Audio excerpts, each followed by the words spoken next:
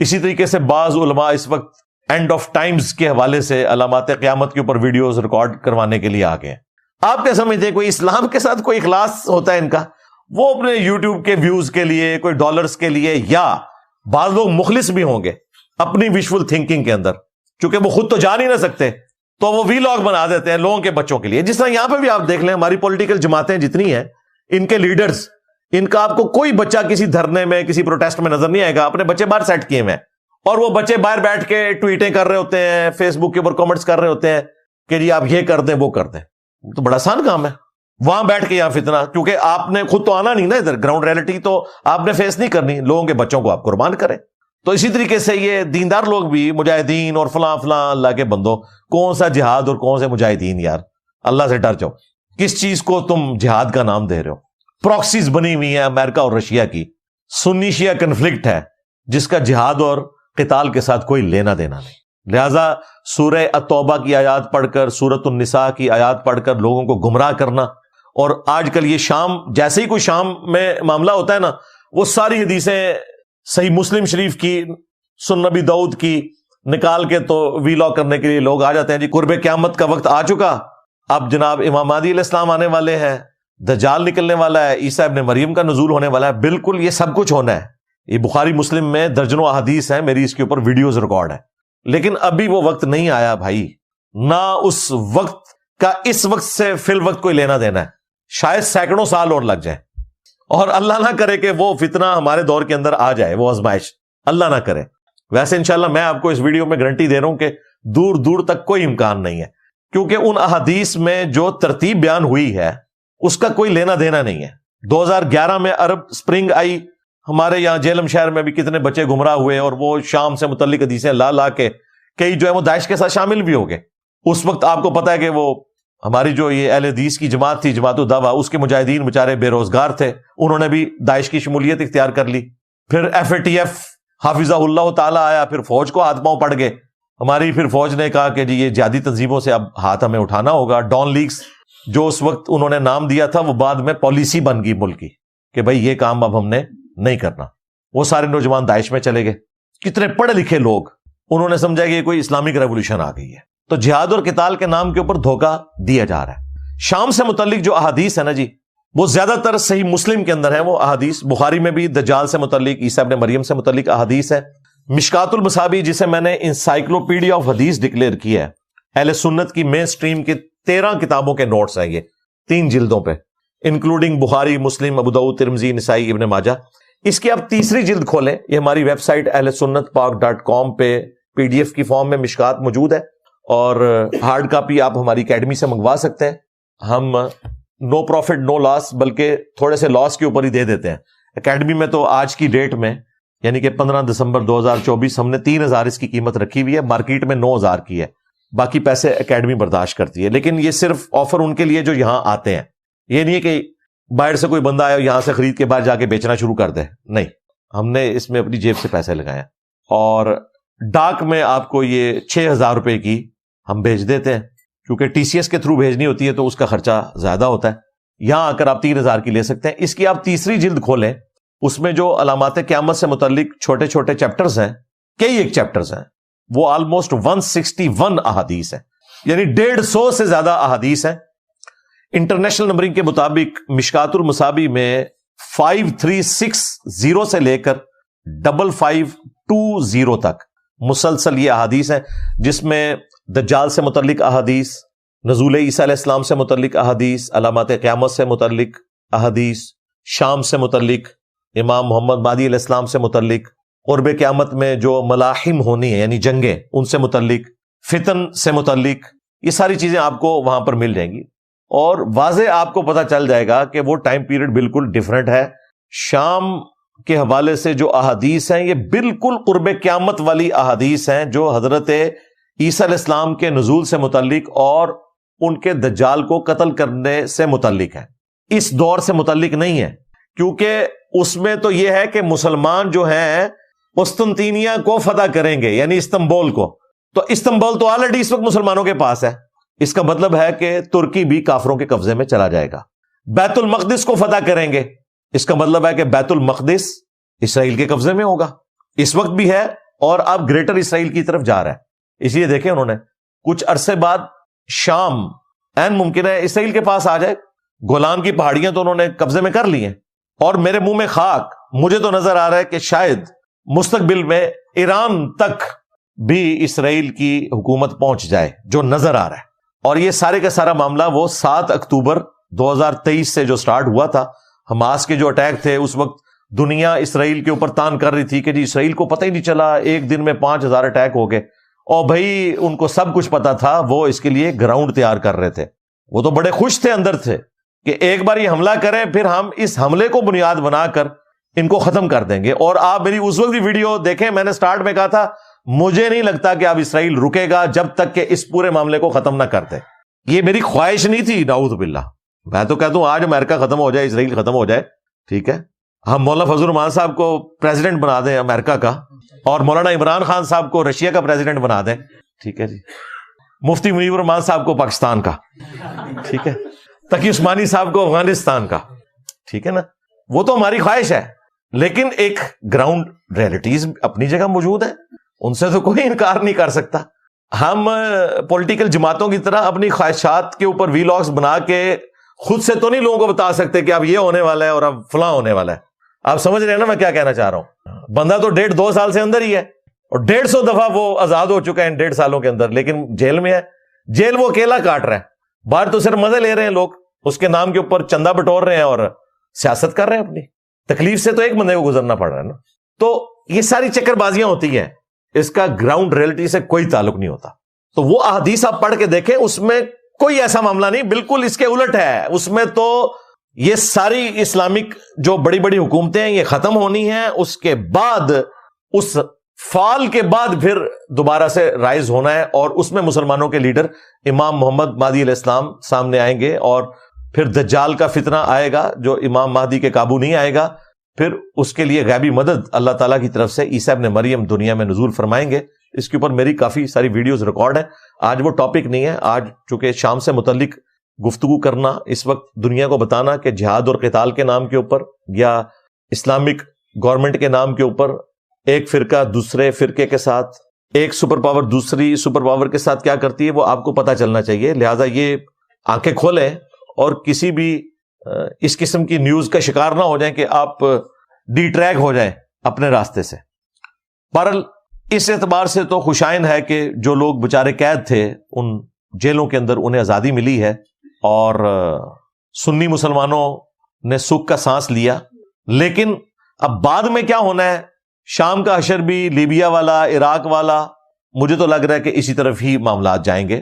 اللہ کرے کوئی بہتری ہے, لیکن جو گراؤنڈ ریئلٹیز ہیں وہ یہی بتا رہی ہے. باقی اللہ تعالیٰ کے خزانوں میں کوئی کمی نہیں ہے, لیکن اینڈ آف ٹائمز کے پوائنٹ آف ویو سے میں نے آپ کو بتا دیا, اس میں تو یہ تمام تباہیاں ہونی ہیں, اس کے بعد مسلمانوں کا رائز سٹارٹ ہونا ہے. اس اعتبار سے تو اس زمانے کا کوئی لینا دینا نہیں ہے آج کل کی صورتحال کے ساتھ. لہٰذا یہ دوبارہ سے جو احادیث دریافت کر لی ہیں, پہلے سے موجود تھیں, 2011 میں بھی سامنے آئیں, پھر جب داعش کو شکست ہو گئی پھر وہ دوبارہ سے لوگوں نے اپنی لائبریریوں میں واپس شام والی حدیثیں رکھ دیں.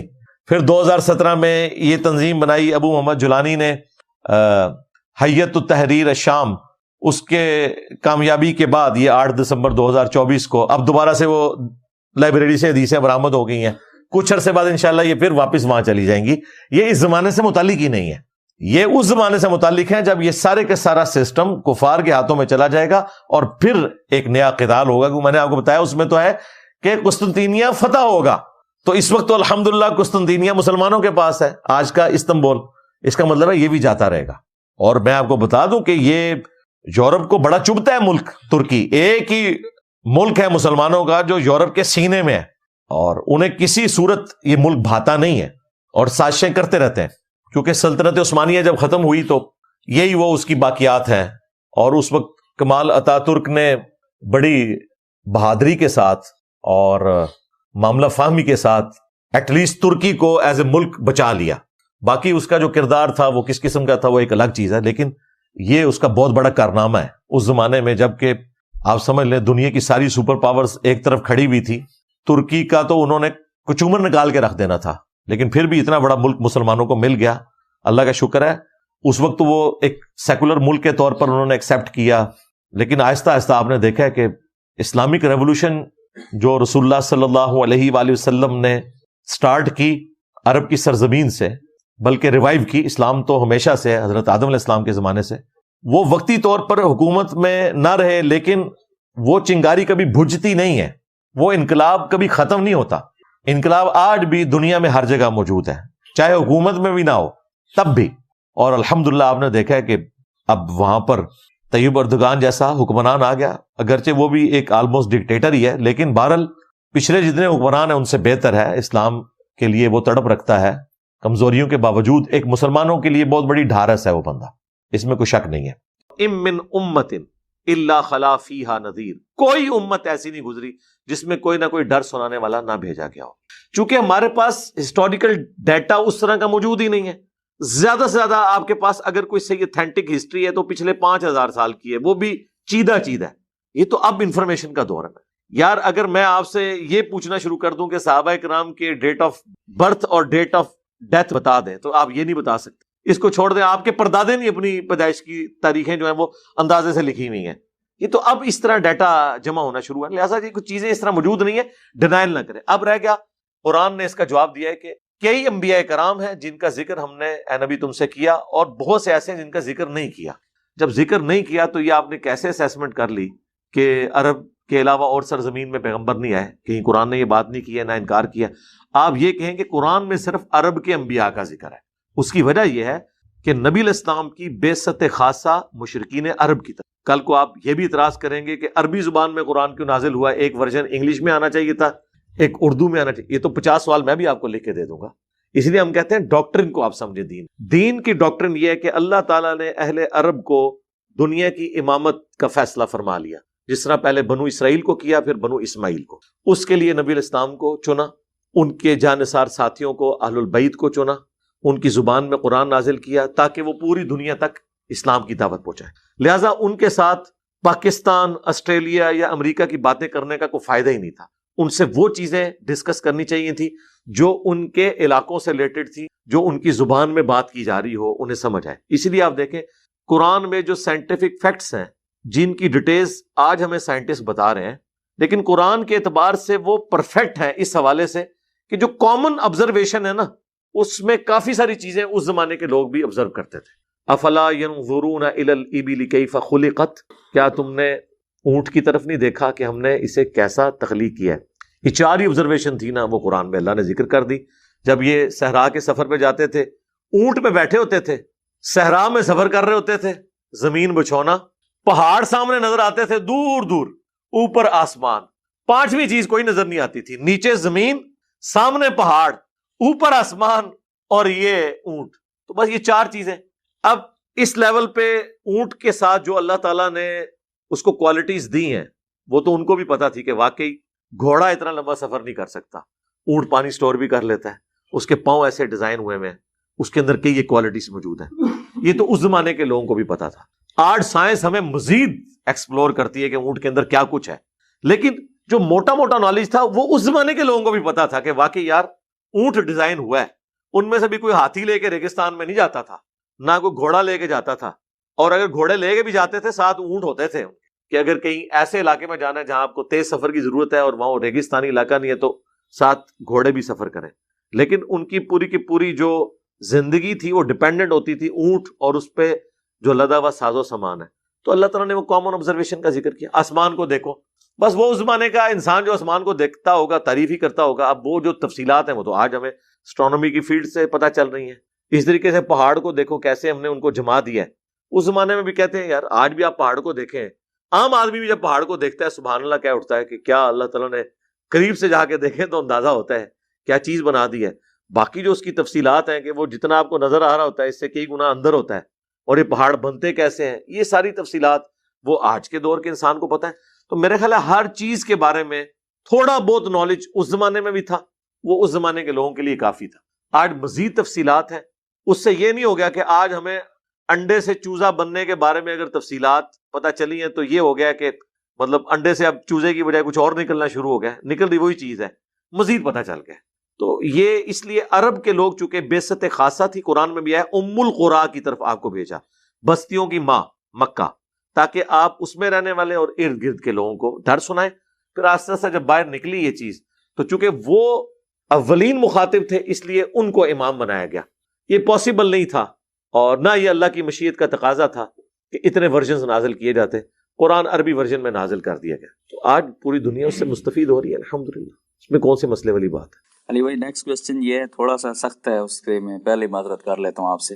جیسا کہ آپ اکثر یہ کہتے رہتے ہیں کہ یہ کرامتیں اور یہ ساری چیزیں پہلے ہوا کرتی تھی، آج کل میڈیا کا دور ہے، یوٹیوب ہے، تو ثابت کریں اگر کوئی کرامت کرتا ہے. یا تو آج کل میڈیا کا دور اور سائنس کے دور میں میڈیکلی بھی ہر چیز پروو ہو سکتی ہے. تو سیم یہی اعتراض جو منکرین حدیث ہیں یا منکرین دین کے منکر ہیں، ملحد ہیں، وہ بھی یہی اعتراض انبیاء پہ کرتے ہیں کہ ہمیں آج دکھائیں، آج کیوں نہیں معجزے ہو رہے. آج بھی تو ہمیں کوئی میڈیکلی کوئی معاذ اللہ آج کوئی نبی آ جائے، وہ آ کے اپنے آپ کو یوٹیوب پہ پروو کرے، فیس بک پہ پروو کرے کہ وہ آج کل کے زمانے میں زیادہ نبی کی ضرورت ہے، تو آج کل کیوں نہیں آ رہے. یہ دو الگ اعتراض ہے نا. پہلے تو مسلمانوں سے دو ہاتھ کریں نا، پھر ان کی طرف آئیں گے. مسلمان کو ہم اس لیے کہتے ہیں کہ ان کا دعویٰ ہے کہ دنیا میں ہر وقت غوث کتب ابدال موجود ہوتے ہیں. ٹھیک ہے، کیا کسی مسلمان کا یہ دعویٰ ہے کہ آج بھی دنیا میں پیغمبر موجود ہے؟ نہیں ہے نا. پھر سوال تو ختم ہو گیا. جب ہم ختم نبوت مان چکے ہیں عقیدے کے طور پر تو اب ہم نبی والے معجزات ڈیمانڈ بھی نہیں کرتے. یہ کہہ دینا کہ ولی مر گئے نے انجینئر دے آنے تو بعد غوث کتب پیدا ہونے بند ہو گئے نے، میں اعتراض ختم کر دیں گا. ان کا تو دعویٰ ہے کہ دنیا چلاتا ہی غوث ہے. چونکہ ان کی غوثیت کا سلسلہ چل رہا ہے ابھی تک، تو پھر ہم ڈیمانڈ کریں گے کہ وائٹ ہاؤس کو اٹھا کے مارگلا کی پہاڑیوں پہ لاؤ. تخت بلقیس آیا نا، ہم مانتے ہیں. ہم نے کب کہا کہ آپ نہیں لا سکتے؟ ہم کہتے ہیں لاؤ نا، لاؤ بھی نا اور زبانی کلامی مان لو، پھر میرے لیے بھی مانو کہ میں بھی یہ کر سکتا ہوں. اچھا میں یہ دعویٰ کرتا ہوں میں یہ کر سکتا ہوں، کیا بریلوی مان لیں گے؟ یہی کہیں گے نا کہ کر ہیں تو تھوڑے بابے کو نہ سی ڈیمانڈ کریے کرو. ہم ان پرنسپل تو ڈینائل کر ہی نہیں سے ہیں. آج تک میں نے قرآن کے کسی معجزے کا کرامت کا انکار کیا، صحابہ کرام کی کرامات کا انکار کیا. ہم ان کے بابوں کی جھوٹی باتوں کو نہیں مانتے. ہم کہتے ہیں جھوٹے کلیم کر رہے ہیں، یہ اپنے بابوں کے بارے میں وہ کرامات اور معجزات کلیم کر رہے ہیں جو نبی کو نہیں دیے گئے. یہی تو ہم نے لکھا ہے ادھر، نبی کے جیسا ہے ہی کوئی نہیں، بابے تے شاہی کوئی نہیں. اگر نبی کو ایک معجزہ نہیں دیا گیا، وہ آپ بابے کے بارے میں کیسے کلیم کر رہے ہیں؟ یعنی نبی کو دیکھ کر تو صحابہ کرام کے مخالفین کلمہ نہیں پڑھتے. بازید بستامی جس گلی سے گزر جائے لوگ دیکھ کے کلمہ پڑھ لیتے ہیں. تو ہم تو کہیں گے نا یہ بکواسیات ہے. اور اگر یہی بات ہے تو پھر ہمیں مانے ولی اللہ. ہمیں دیکھ کے نہیں، ہماری ویڈیوز دیکھ کے لوگوں نے بریلویت چھوڑ دی ہے، ان کا مسلک چھوڑ دیا نا. ان کی نظر میں کلمہ پڑھ کے وہ ادھر آ گئے نا، تو پھر ہمیں مان لیں اولیاء اللہ. اب آ جائیں ملحدین. ان سے ہمارا جو بون آف کنٹینشن ہے وہ پروفٹ کی ذات ہے ہی نہیں ہے. ہم بار بار کہتے ہیں ہمارا ایشو ہے ایگزسٹنس آف گاڈ.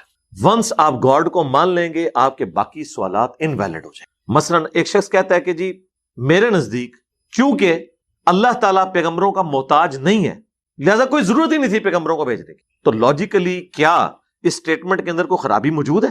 نہیں، سوائے ایک خرابی کے کہ ول آف گاڈ یہ تھی کہ پیغمبروں کے ذریعے میں نے اپنا تعارف کروانا ہے. اور یہ سورہ الشعراء کے سٹارٹ میں ہے. اگر ہم چاہتے تو آسمان سے ایسی نشانی نازل کر دیتے کہ سب کے سب لوگ ایمان پر آ جاتے.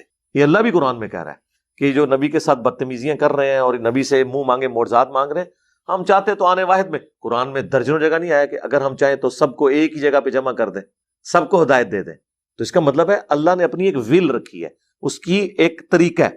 اسی طریقے سے ہدایت پہنچانے کے لیے اللہ کی ول یہ ہے کہ پیغمبر ذریعے. اب ہم کہیں کہ نہیں میرے خیال میں تو پیغمبر کی ضرورت نہیں تھی، اللہ تعالیٰ ایک غیبی آواز دیتا سب لوگ اس کی طرف جھک جاتے. جی پاسبل تو تھا، لیکن چونکہ اب اللہ نے یہ نہیں اڈاپٹ کیا، اب اللہ کے اوپر تو کوئی مرضی اپنی چلا نہیں سکتا کیونکہ وہ کریٹر ہے. کریٹر کے اوپر کریشن کی مرضی چل نہیں سکتی. کیا اس موبائل کی مرضی آپ کے اوپر چل سکتی ہے؟ آپ تو یوزر ہیں، چلے بنانے والے کے اوپر. بنانے والے نے جو اس کی لمٹس رکھی ہیں وہ اس سے باہر نہیں نکلی. آپ کہتے ہیں نا اس موبائل میں یہ بھی فیچر آ گیا، وہ فیچر کون ڈال رہا ہے؟ اس کا بنانے والا. اس سے باہر تو وہ نہیں نکل سکتا نا. جس موبائل کے اندر فیچر نہیں ہے، مثلا اب یہ جو میرے موبائل میں جو استعمال کرتا ہوں اس کے اندر اب بلوٹوتھ موجود ہے لیکن اس کے اندر یوٹیوب نہیں چلتی، تو اب اس میں فیچر ہے ہی نہیں ہے، تو یہ ڈیمانڈ ہی غلط ہے کیونکہ بنانے والے نے اس کو ویسے بنایا. اس طرح اللہ تعالیٰ نے انسان کو یہ بنایا ہے کہ مرد کو معیشت کی تکلیف سے گزارا ہے، عورت کو پریگنینسی کی تکلیف سے گزارا ہے. آپ کہنے جی مساوات یہ ہے کہ ایک دفعہ پریگنینسی کی تکلیف سے مرد گزرے اور ایک دفعہ عورت گزرے. جی مساوات تو یہی ہے آپ کی نظر میں، تو پھر کر کے دیکھ لو. کوئی کر سکتا ہے؟ نہیں، ول آف گاڈ سے آپ باہر نکل نہیں سکتے. لہٰذا خدا کو مانے تو پھر خدا کی ول ماننی پڑے گی. اب آپ 1000 سوال بھی کریں اس میں, آپ اگر کہیں گے نا آپ پیغمبروں کی زیادہ ضرورت تھی, ہم کہیں گے ول آف گاڈ. آپ کون ہوتے ہیں ڈیسائیڈ کرنے والے؟ میں اس کی لاجکس بھی ویسے دے سکتا ہوں لیکن ضرورت نہیں ہے. قرآن نے بین کیا اس سوال کو, لا یسأل عما یفعل وہم یسألون. اللہ کو کوئی پوچھ نہیں سکتا اس نے یہ کیوں کیا, وہ سب کو پوچھ سکتا ہے. تو اللہ تعالیٰ نے کہا کہ میں اکاؤنٹیبل ہی نہیں کسی کو. اگر کوئی شخص خدا کو مان لے اس کے بعد ول آف گاڈ کو ماننا پڑے گا. خدا کو ماننے یا نہ ماننے سے یہ چیز کوئی متعلقہ نہیں ہے کہ نبی علیہ السلام نے 11 شادیاں کیوں کی. اس کا اس سے کیا لینا دینا؟ رسول اللہ سے پہلے خدا نہیں تھا؟ تو آخری پیغمبر ہے. انسانیت تو کب سے چل رہی ہے. کیا اللہ کی ذات کسی پیغمبر کی محتاج ہے؟ تو خدا پہ بات کریں نا.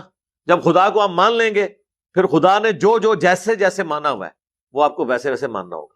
ورنہ تو 1000 سوال میں آپ کو لکھ دوں گا کہ 5 نمازیں کیوں ہیں, یہ تو 3 ہونی چاہیے تھی, یہ تو 2 ہونی چاہیے تھی, اس کی ٹائمنگ بھی یہ ہونی چاہیے تھی. روزانہ ہماری نیند خراب ہوتی ہے, فجر کا ٹائم رکھنا تھا 8-9 بجے, سکون سے بندہ اٹھ کے ناشتہ کرے, نہوے دھوے, فجر دی نماز پڑھے. ایک گرمی, رات چھوٹی, اوپر سے پھر صبح 4 بجے اٹھنا تکلیف دہ چیز ہے. تو آپ ان ساری باتوں کے جواب میں کیا کہیں گے؟ ول آف گاڈ ہے, یہ اللہ نے آزمائش رکھی ہے, اس کے اگینسٹ جنت ملنے والی, یہ پلان ہے نا اللہ کا. تو اللہ کے پلان کو آپ کیسے چیلنج کریں گے؟ آپ تو مخلوق ہیں. آپ کہیں کہ اگر یہ پلان سب سے بیسٹ ہے تو میں اس میں بھی خامیاں نکال دوں گا. میں نے تو ایتھیسٹ کو کہا لے آؤ کیڑا پلان لے آنا جے تسی, میں وہ خامیاں کٹاں گا. تو اس کا تو اینڈ نہیں ہوگا. آپ کو اگر گاڈ کو ماننا ہے تو ول آف گاڈ کو آپ کو ماننا ہوگا, اور جب ول آف گاڈ ہوگی پھر جتنے سوال ہیں وہ انویلڈ ہے کہ نبوت کا سلسلہ کیوں ختم ہو گیا, اب اللہ تعالیٰ وہ معجزات کیوں نہیں دکھاتا. وہ تو نبی علیہ السلام کے مبارک زمانے میں بھی کئی معجزات نہیں دکھائے گئے. یہودی کہتے تھے کہ ہم سے تو یہ عہد لیا گیا تھا کہ جب تک آسمان سے آگ آ کر قربانی کو نہ کھا لے ہم پیغمبروں کو نہیں مانیں گے. تو وہ حضور سے ڈیمانڈ کرتے تھے کہ آپ بھی قربانی یہاں رکھیں, اوپن گراؤنڈ میں آسمان سے آگ آئے اور اسے جلا دیں. نہیں, یہ منہ مانگا معجزہ دیا گیا. آپ آج کی بات کر رہے ہیں, نبی علیہ السلام کے مبارک زمانے میں بھی جو معجزات مانگے گئے ہیں وہ نہیں دیے گئے. آج ہم آپ کو کہاں سے وہ پروڈیوس کرے؟ بھائی ول آف گاڈ ہے.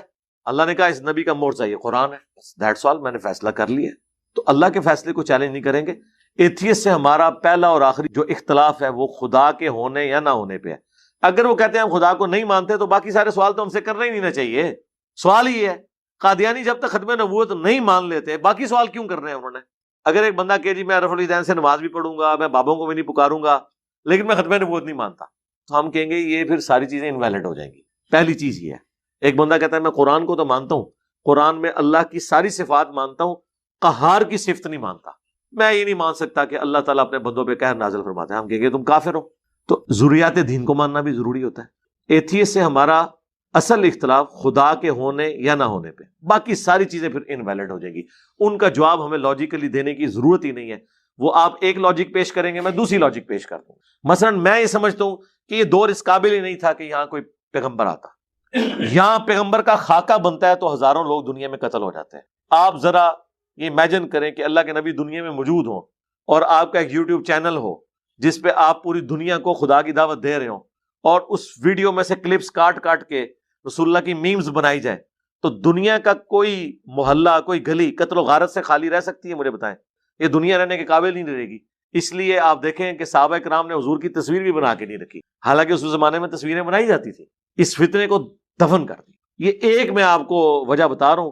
تصویر کا فتنہ اتنا بڑا فتنہ ہے کہ اس دور میں پیغمبر کو بھیجنے کا مطلب ہے کہ دنیا میں قتل و غارت, دنیا کا امن برباد. اس کا کوئی یہی ہے کہ اللہ تعالیٰ یہ ٹیکنالوجی اٹھا لے. تو یہ اللہ تعالیٰ کو پہلے سے پتا تھا کہ کیا کیا پرابلم ہونے, اس لیے اس کو فریز کر دیا. وہ بیسٹ وقت تھا فریز. اور ول آف گاڈ سیدھی سی